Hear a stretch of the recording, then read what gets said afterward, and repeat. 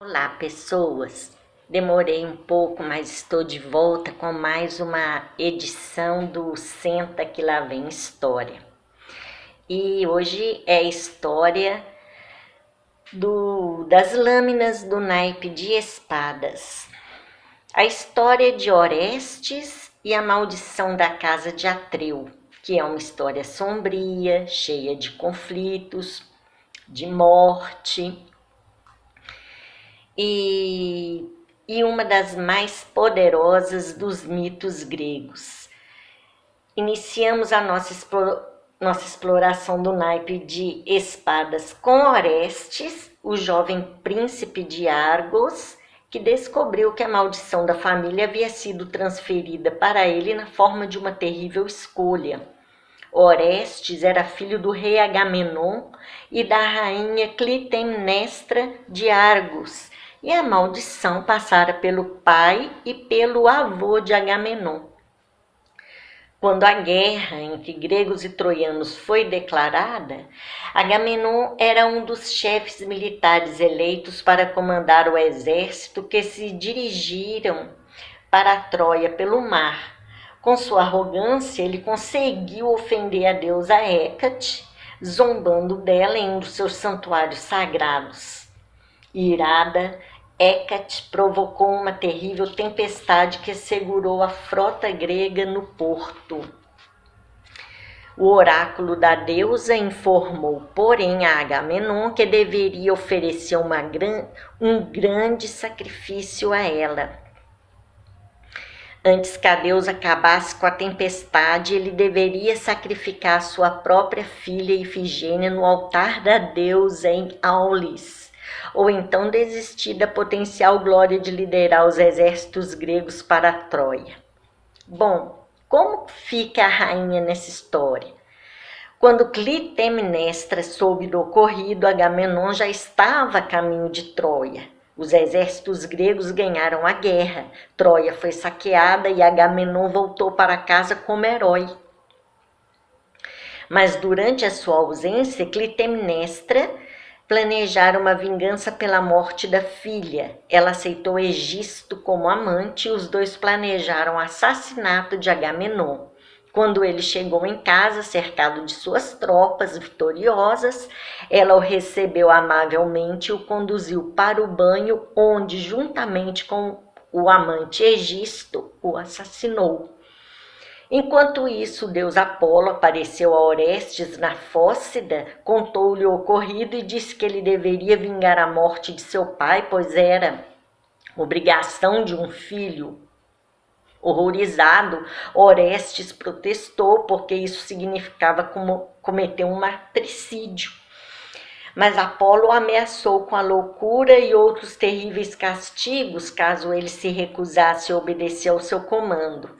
Apesar de correto, de acordo com a lei patriarcal de Apolo, significava ser levado à loucura e à morte pelas fúrias, as terríveis deusas da vingança que consideravam esse o pior de todos os crimes humanos, de acordo com a lei patriarcal. Bem, ao chegar ao palácio, somente o seu cão o reconheceu, mas finalmente também a sua irmã Eletra, que desejava ardentemente vingar a morte do pai. Ajudada pela irmã, Orestes primeiro matou Egisto e depois a sua mãe. Muito bem. As cartas enumeradas de espadas começa o as, né, que é a lâmina inicial do naipe, a deusa Atena.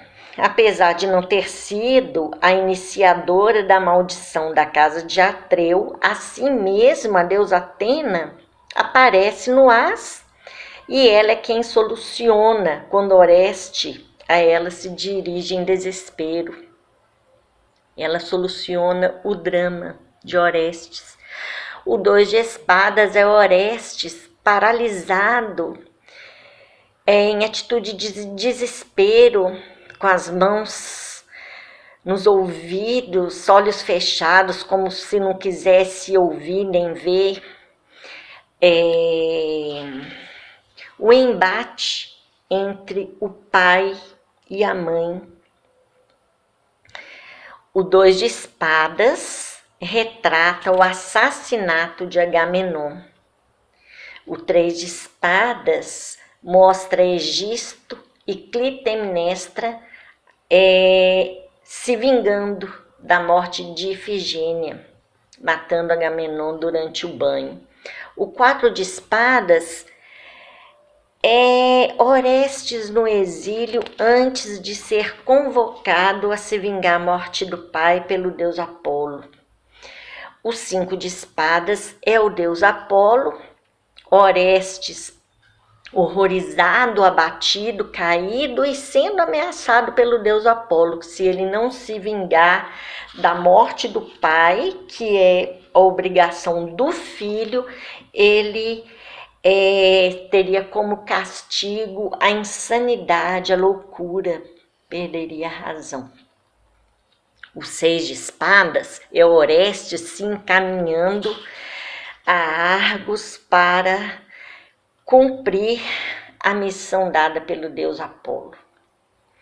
O 7 de espadas, uma carta assim, sombria, a gente vê Orestes se esgueirando pelas paredes do castelo, né? À noite, a lua ao fundo, né? Ele está indo então matar a mãe e o amante dela. O 8 de espadas é Orestes sendo, como se diz, pressionado por deus Apolo e pelas fúrias. Ele é ameaçado de ambas as partes, né?